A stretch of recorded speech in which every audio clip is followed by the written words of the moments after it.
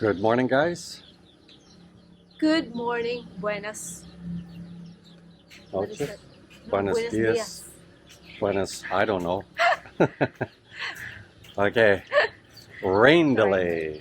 So, Yeah, as Lynn and I are coming to the property today, yeah, it's raining. new best laid plans. Always keep backup work on rain Yeah. days, guys. Exactly. Make sure you have work indoors for them if it's raining because Yeah. you will lose your money, you will lose the day, you will lose the time that leads to the completion date, which is what happens to us. Okay, let me get you inside. Lynn's off to the market to get Yeah. snacks. Snacky.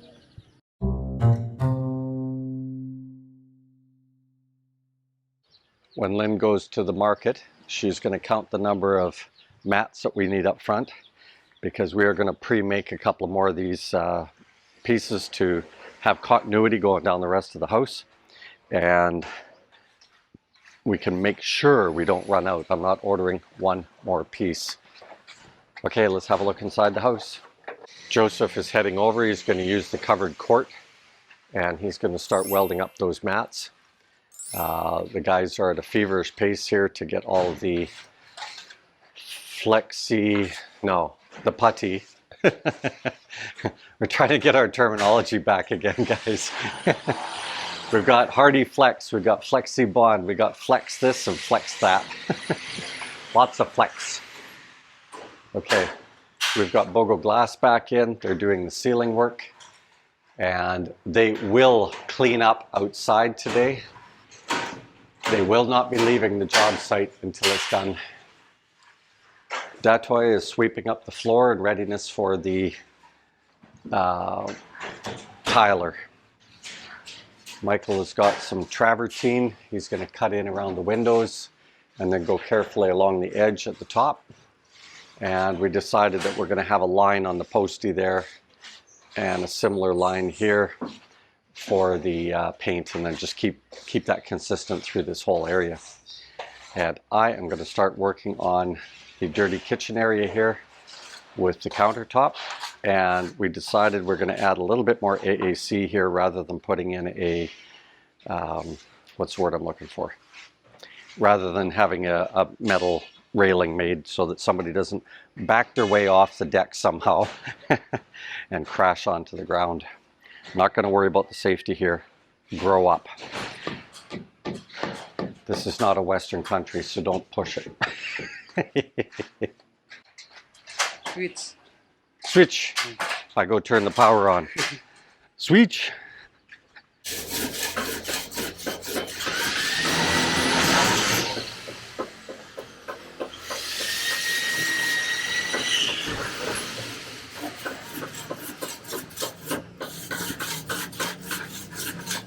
We're on to our second saw, guys. And even this one is getting really dull. Okay, let's have a look at a complete block going in. Now, what I get the guys to do is put material on both sides. So it might not have caught that. I'm not going to slow them down. And it's pretty soupy to start with, guys. So it takes, you start shaking it down. And the reason that you groove it, of course, is that you want the air to come out, right? And so the first thing you do is force your air out, which is what he's done here. You can tell because it's oozed out, right? Doesn't always happen with the oozing, and that's fine. That's just part of it. But we've got a slight imperfection here, so he's going to work that out.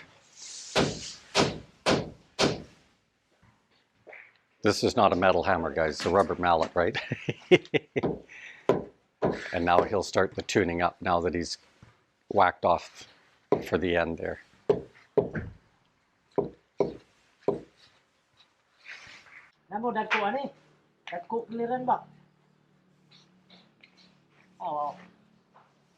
Okay, you guys get the general idea here, and I'm just trying to square this one up a little bit better. Get with the 20th century on your build, guys. Sorry, most of you guys are Westerners who are watching this build, get with the 20th century. I don't care whether you get a chase saw with a vacuum on it or not. You're still going to create a lot of dust. Here's what happened when you just chase. Now, we don't have a vacuum on it, but Victor's trying to hide it. Look at all that dust on that postie. I'll do another video at the end of this where I'm going to show you each one of those bits that we use, and we created no dust inside our house. None. Get with the 20th century on your Philippine build to chase saws.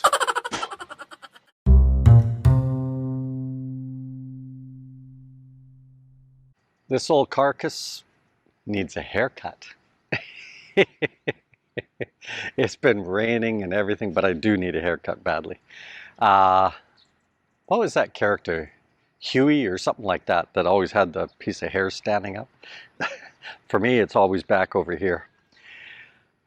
Let's talk about crew again, because I'm going to do a couple more of these series of talks on crew. And I don't know what that sound is. It's not on our property. And that is high turnover of crew. And is that the way to get this job done? Well, I can say from firsthand experience that when you first get your crew, boy, you really get output from them, because they want to, you know, of course, impress you and such, right? So for those first 2 weeks, you get pretty high output. And where it does drop off is if you've got intense sun for a couple of days, and you know they're spending a lot of time moving tarps and all that sort of thing. That's just reality. Suck it up. That's just reality. So I've talked to a couple of guys that have gone through where what they've done is that they keep guys for 2, maybe 3 weeks maximum. And they had a foreman and maybe 2 massoon. Now in their case, the massoon were only there to crudely lay in the hollow block and get people started. So they were using laborers to do your hollow block and doing the metal work. You know, if you're having rebar in your, a lot of these guys were doing hollow block jobs, of course, guys. So making sure the rebar was properly spaced. And so that's what they were managing. But everybody was a laborer and higher turnover. But my experience was when we got down to what was the error rate, and the error rate was, it seems to be now that those same people have seen our project, the error rate seems to be that much higher. Higher productivity, but you're having to tear down things and redo them because, you know, as an example, you know, the guys might be going along adding in hollow block, but then it starts to go off course or does zigzagging going down the, you know, in the case of a fence maybe. So be aware of that, guys.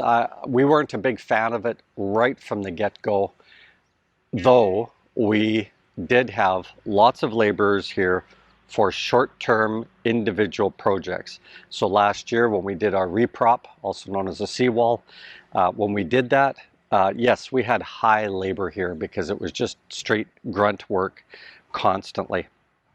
And, you know, surprisingly, those same people did not want to come back this year. They did not want to keep repeating that high labor, high intensity work. So this year we rotated through more guys, probably about the same number of guys. But then out of that, we peeled out 2 good massoons. Michael is a very good, you know, electrician, welder. You know, he's got some English, so that's helping me a lot.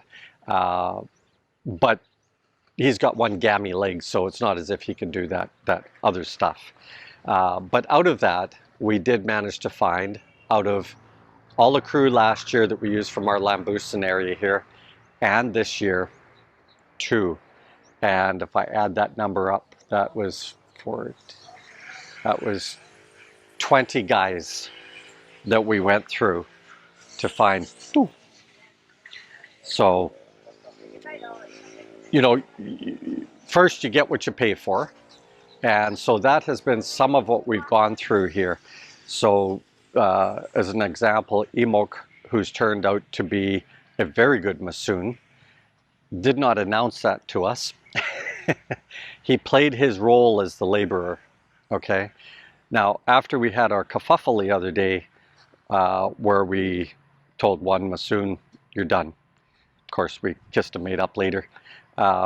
But Emok was sharing with us then his skills after the fact.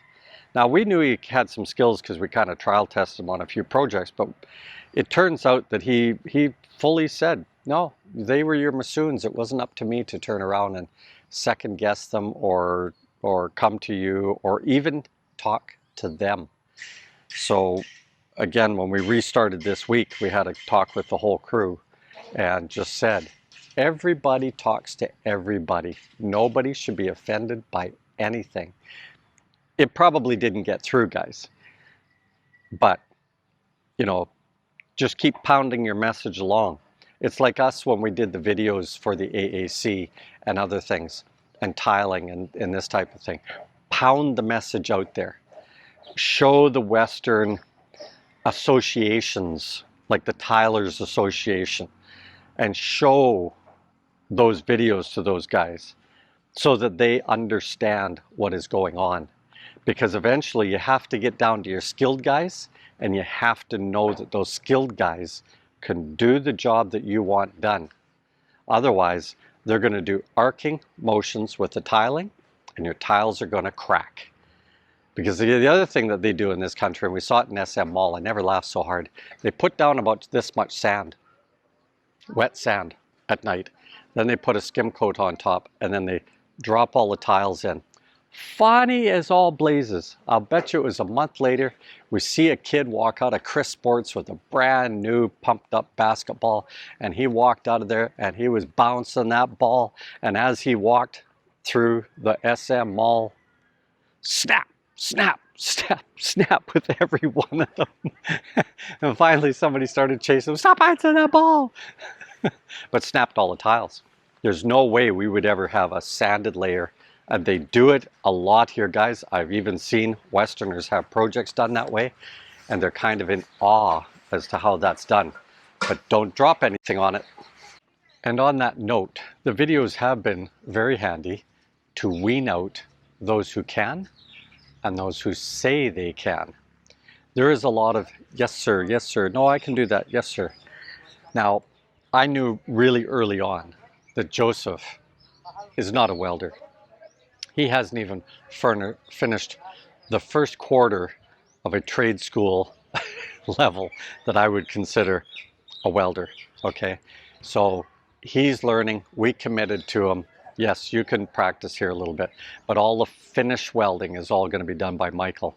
When he hits it, he can and travel along and not have all of this, as somebody pointed out in the video, popcorn. Popcorn welding.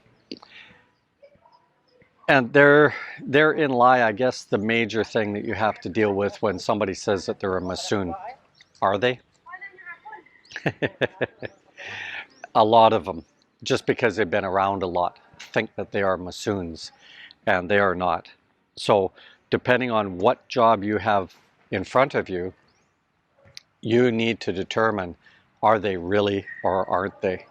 And what we found quickly with things like tiles, which is why we contracted that very quickly, we didn't even give the guys an opportunity, especially after seeing how they did the bathroom here.